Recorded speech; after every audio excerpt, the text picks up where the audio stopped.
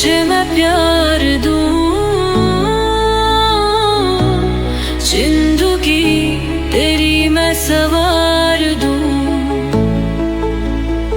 मेरा ये प्यासा बदन तुझे ये मांगे सनम, जादू भरी एक रात तेरी संग तेरे जिसको गुजार दूं। गीला गीला तन है गीला। भाई साहब, आपकी बेटी तो मुझे अभी से अपनी बेटी जैसी लग रही है। सूर्य और सुहाना की बात तो हो गई है, हमारी तरफ से रिश्ता पक्का। बस सुहाना के मन की जान ले तो बात को आगे बढ़ाए। बस अब एक ही बात पर चर्चा रह गई। वो क्या? घबराइए मत, हमें आपसे कुछ नहीं चाहिए। हम दहेज के सख्त खिलाफ हैं। तो फिर क्या बात? वो बात ये है कि हमारे गांव के जो पहरेदार वाली रिवाज वाली बात थी ना, वो हमने आपसे बताई थी। हाँ, वो ज्ञानचंद जी जब रिश्ता लेकर आए थे तभी उन्होंने सारी बातें बता दी थी, और गांव के रिवाज से हमें भी कोई एतराज नहीं है। चलो, ये तो अच्छी बात है। तो मैं पंडित जी को बोल के मंगनी और शादी की तारीख निकलवा देती हूँ। अब मुझे बहू अपने घर में जल्दी से जल्दी चाहिए। ऐसी रीति रिवाजों के साथ कैसे अच्छा हो सकता है? ये कैसा रिवाज है कि पति गांव से बाहर काम करने जाए तो कोई गैर मर्द पहरेदार बन के हमारे साथ संबंध बनाए? ऐसा रिवाज मुझे मंजूर नहीं है। बेटा, ये उस गांव का रिवाज है, और गांव के रीति रिवाज तो हम नहीं बदल सकते। गांव के रीति रिवाजों का, नियमों का पालन तो हमें करना ही है। पर उस गांव के हिस्सा बनने से इनकार तो कर सकते हैं। मुझे नहीं करना ऐसे गांव घर में शादी जहाँ पे किसी गैर मर्द के साथ संबंध बनाना पड़े। देखो बेटा, दो बात ध्यान से सुनो। तुम्हारा पति सूर्या अभी भी उसी गांव में नौकरी करता है, बराबर है? तो तुम्हारे साथ वहीं पे रहेगा। जरूरी नहीं उसको बाहर गांव में नौकरी मिलेगी, बराबर? अगर कहीं उसको बाहर गांव में नौकरी मिले तो तुम भी उसके साथ चली जाना।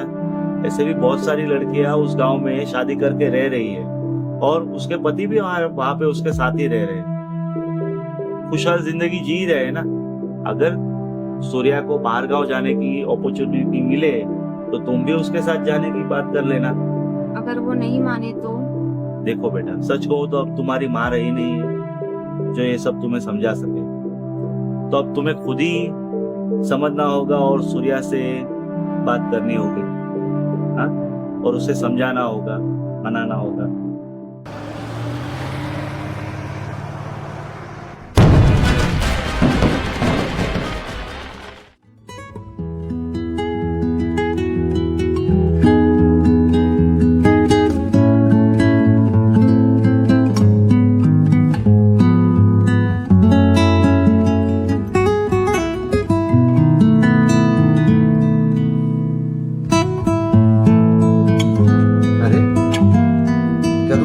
शादी से?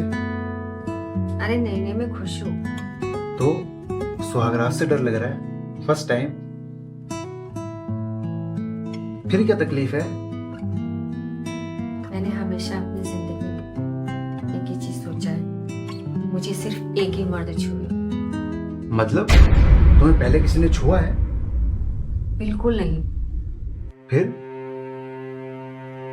मैं तो तुम्हारा पति हूँ, मैं ही एक पहला मर्द हूँ जो तुम्हें छुएगा। पर तुम्हारे गांव का रिवाज है कि तुम काम करने अगर बाहर चले गए तुम्हारा पहरेदार हमारे साथ रहेगा।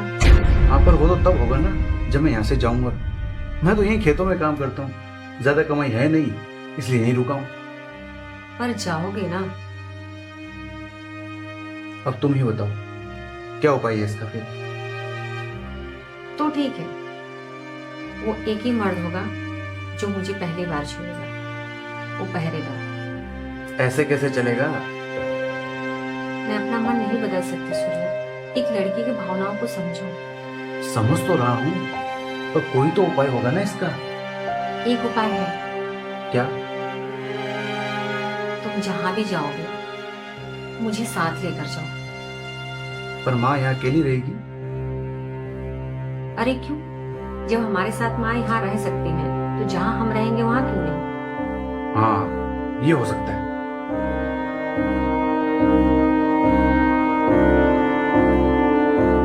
पहले मुझसे वादा करो क्या? कि तुम जहाँ जाओगे मुझे साथ लेकर जाओ। हाँ बाबा, वादा करता हूँ। ठीक है, अब तो प्यार करने दो।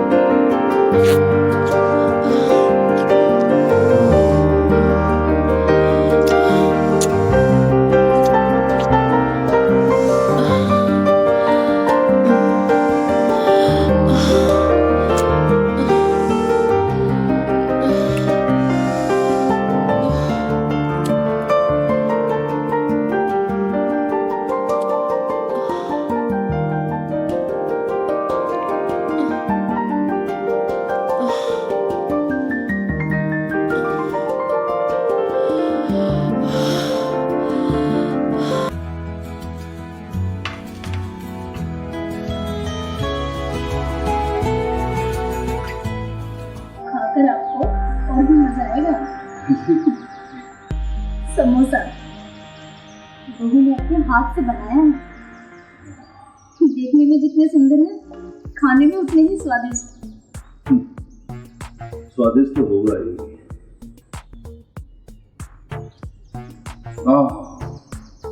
मजा आ गया, एकदम करारा और नमकीन।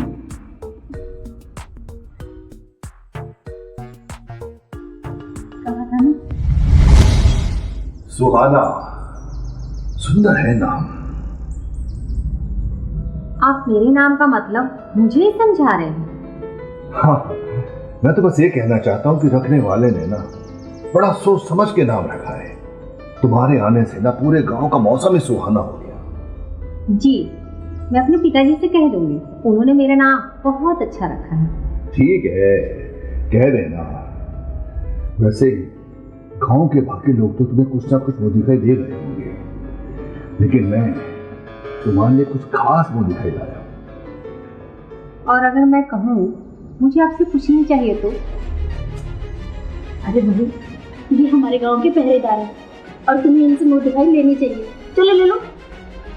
ये हम ऐसे थोड़ी लेते होते थे, प्यार से देते हैं, प्यार से। शुक्रिया।